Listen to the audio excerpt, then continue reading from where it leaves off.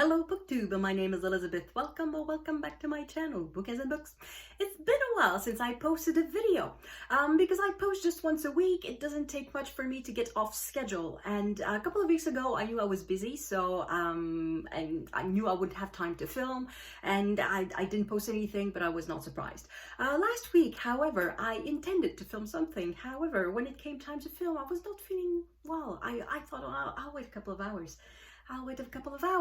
And then I was sick. I was really sick. Well, not that sick. I mean, I was unwell. I was in no condition to film anything. And it lasted for a good 48 hours. It was not pretty. It was not pretty. Rather smelly too. Anyway, too many details. I'm sorry. I hope you're not having dinner. Anyway, so for the entire week, I was a bit not woozy, a bit iffy, not feeling wonderfully well. However, I'm fine now, so now I'm filming, and I'm going to talk about the books that I read in January. I haven't read anything this past week because I was not feeling well, but in the first, I would say, just over 2 weeks, and in the first 18 days of January, I read a ton. I read 8 books, and these are the 8 books I'm going to present to you because, no, I read 7 books, and then I read an 8th the week after, and then not much has happened since. So anyway, here are the books that I read in no particular order, well, the order that they fit on my lap. Last one on top is the first one on top is the last one that I read. It is a Project Duchess by Sabrina Jeffries. It is a Regency romance. It's the first time I'm reading this author, and I liked it. I have nothing else to say about romance books that I like. It's kind of sad to say, because I read them just for the fun of it. I'm not really analyzing the book as I read it. I'm just really caught up in the story, and I just read it for fun, and it was fun. So that was fun. I have more to say about the other books because there are no other romance in this pile, so I have more to say. Starting with this one. So this one, I did not check the title in English.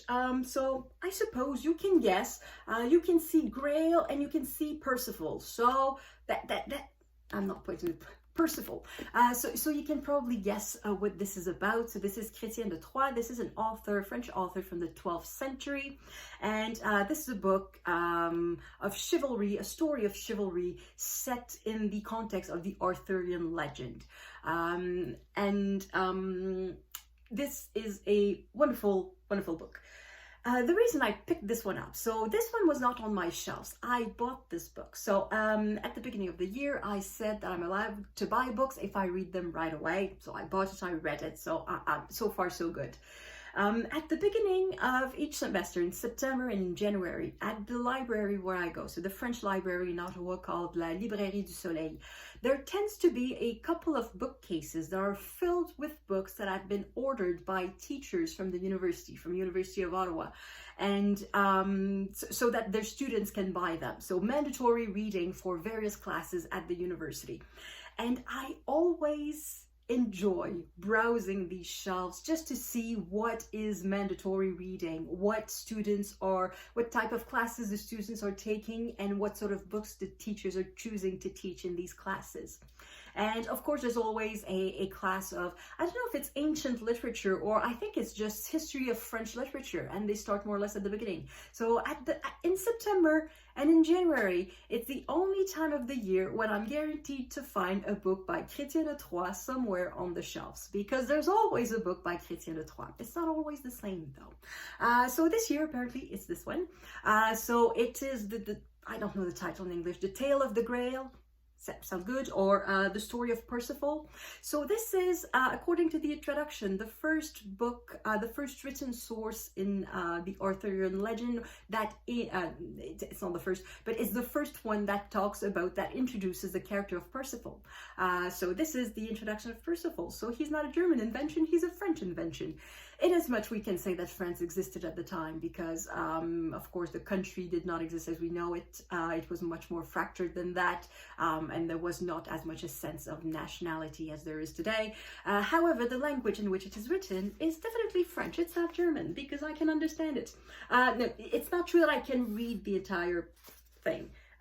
So on one side there is the ancient French from 1180, so from the 12th century, and on the other side there's the modern translation. So I read the modern translation, but I did have a look on every page, I would try to read a few lines from the original. And I can't say that I understood. I could guess. I could recognize words, and I could see. Sometimes it was understandable, like 2 or 3 lines that were understandable, but then came a bunch of words I did not recognize. Or sometimes I did recognize the words, but I did not recognize what they meant because they were used differently, or I did not recognize the pronouns or prepositions or whatever was used around them. These are the ones that have changed the most, I would say. So I cannot say that I read the original. I read the translation and I glanced at the original once in a while. And it was super fun. So it's really, if you like adventure stories, this is really, it's an adventure story. The sad thing is that it is unfinished because the author died before he could complete his story. But it's super fun. I really enjoy that. It's just a swashbuckling adventure before swashbuckling adventures existed. Next is, in fact, the second book that I read in this year. It is a reread. The title in English is probably something like The Country Under the Wind, The Country in the Wind. It is by Italian author Grazia Deledda. And I enjoy this author a lot, and for some reason I just really wanted to reread this book. I think it's my favorite of hers. I've read 4 of her books so far, and I think this one is my favorite. So this is the story of a woman. It's written in the first person, and she tells the story years and years later. So it is, she talks about her honeymoon, how she got married, and so she talks a bit how she met her husband and all of that, and they are going on a honeymoon, and there she meets somebody from her past. So it's about the interaction of this past and this, and at the same time a honeymoon. It's not about the past, it's about the future. So this collision between the past life and the beginning of the future life. And how these two worlds collide in this beautiful little town, sort of by the sea but in the mountain at the same time. So there's the village that is by the sea, but the house they're renting is rather up in the hills. It is set in Sardinia, so at the beginning of the 20th century, I suppose. And it's just very atmospheric. If you like character-based books, if you like slow-paced books, books where seemingly not much happens, but by the time we reach the end, quite a bit has happened. So it's going to be your type of book if you like that type of book. So I enjoyed this reread as much as I enjoyed it the first time, and it was lovely. Next, a couple of books. I'm going to present them together, I suppose. I did not read them back to back, but they have enough similarities that they sort of go together. So one is The Double Hook by Sheila Watson.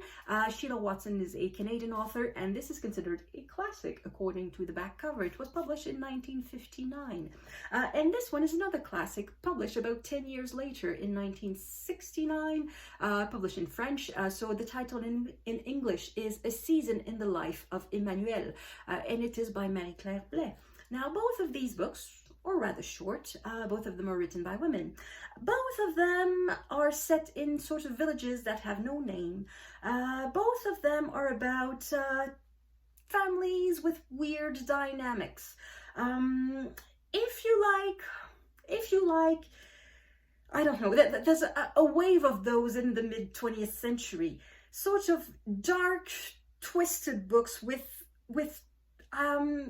twisted family dynamics, with religion in the background, so a bit more in the foreground in the case of Marie-Claire Blais, but a bit more in the background in the case of this one, with repressed desires, a lot of repressed sexuality, a bit of open sexuality too.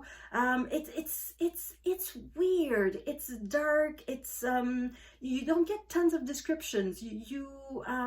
So the places are unnamed, the characters, the age of the characters is never told.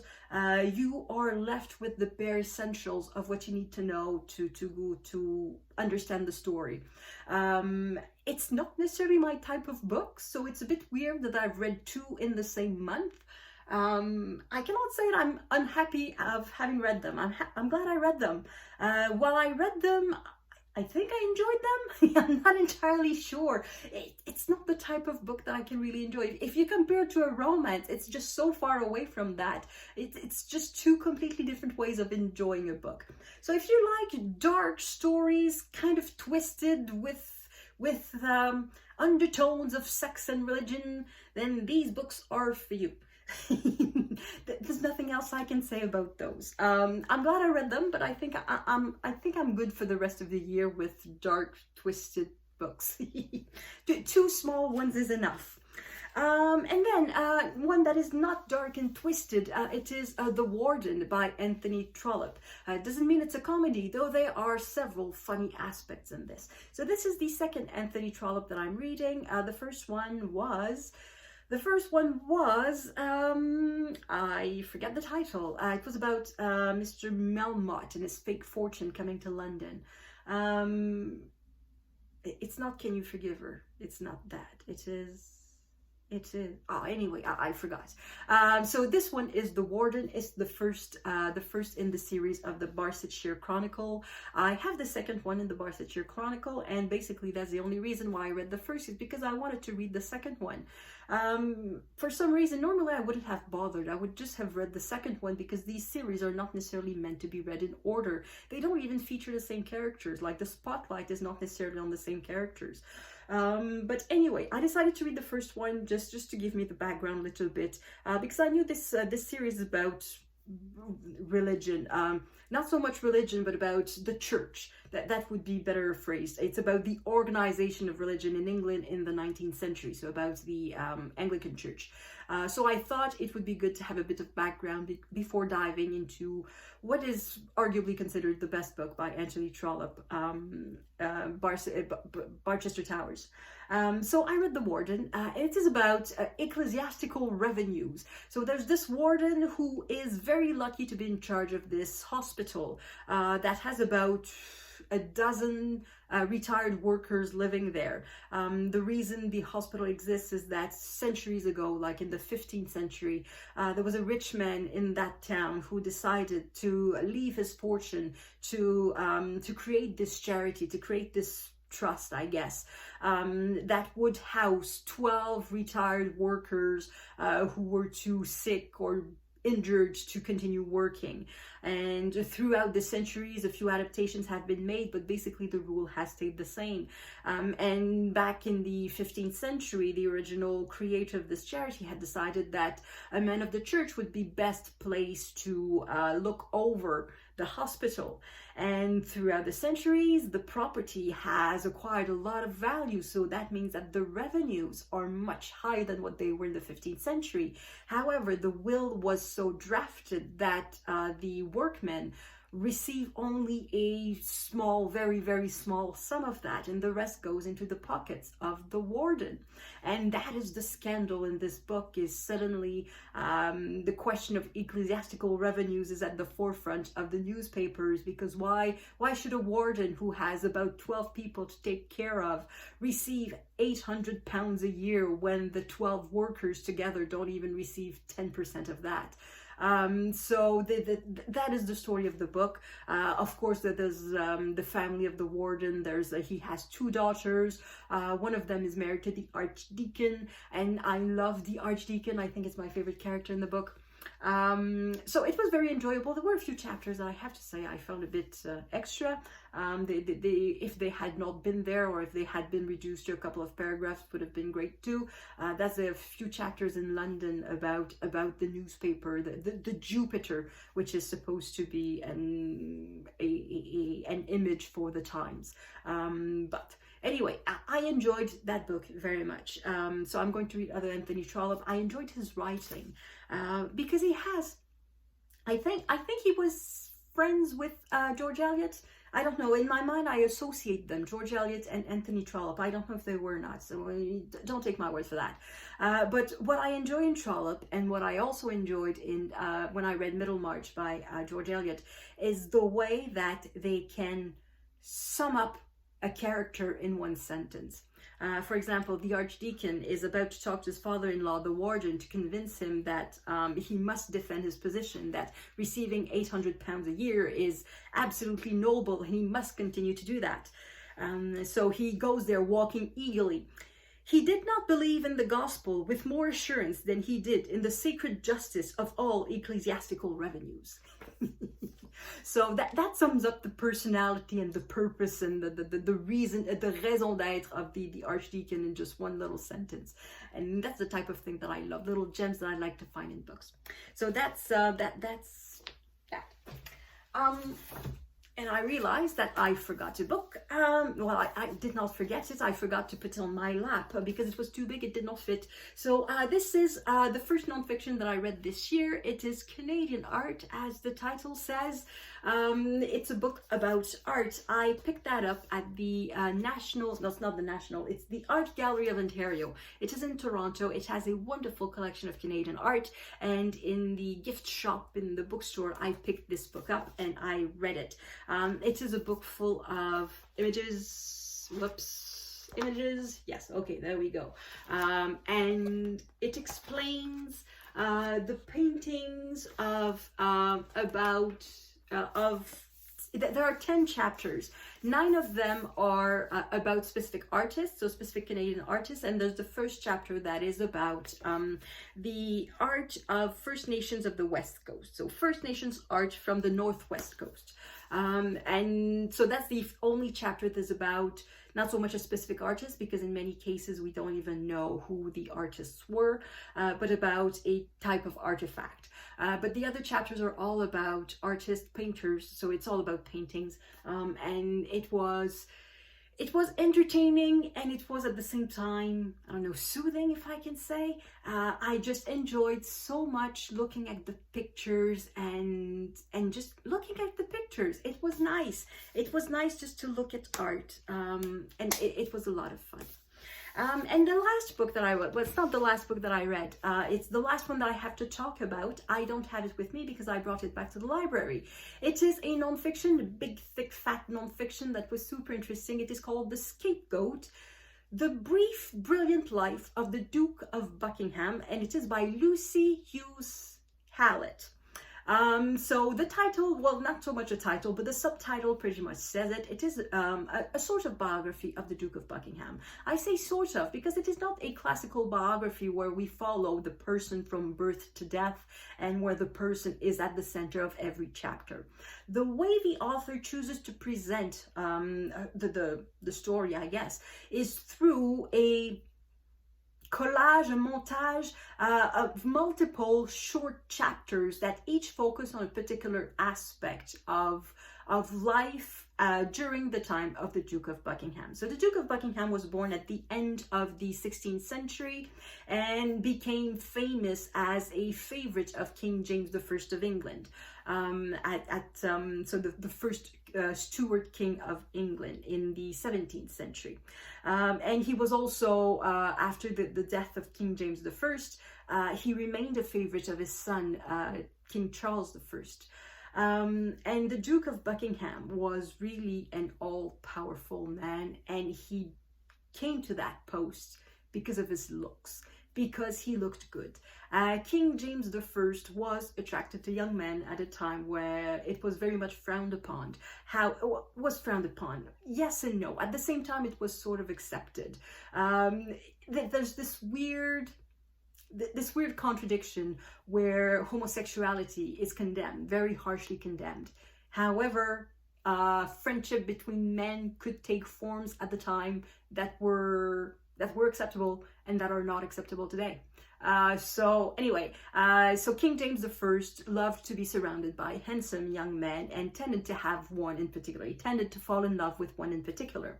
At the beginning, it was before the Duke of Buckingham, who was not the Duke of Buckingham when he was presented.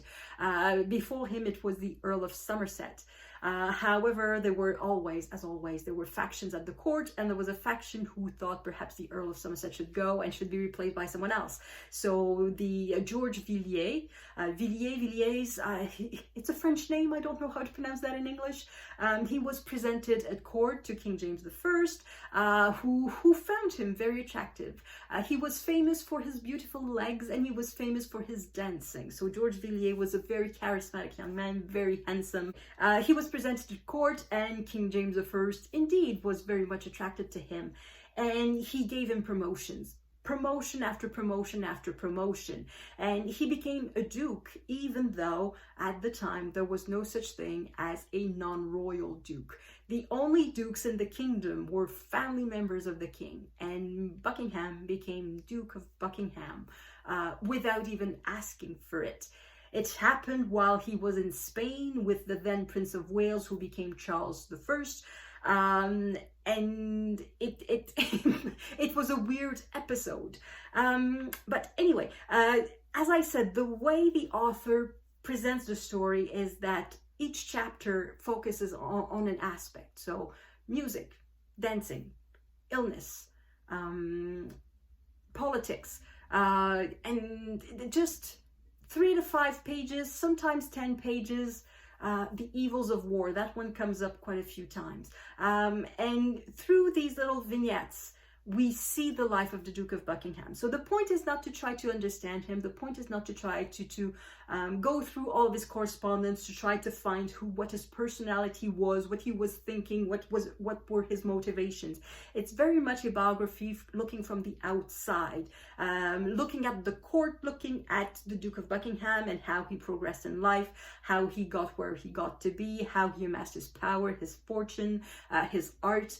He was one of the finest art collectors at the time in the world probably, but in Europe at the time he was collecting all sorts of arts, and it's a fascinating life. It's as the title said, it is brief, but it is brilliant, because the Duke of Buckingham was murdered before he was 40 years old. He was 36 or 38.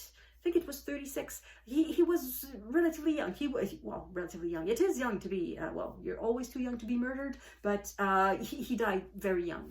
And it is a fascinating life, and it was super interesting. So that's the books that I've read so far in January. So that's it. That's all I have to say for this first video about books I read in 2025. Thank you everyone for watching. If you've read any of these books, let me know what you thought of them, and I will see you in the next video. À la prochaine!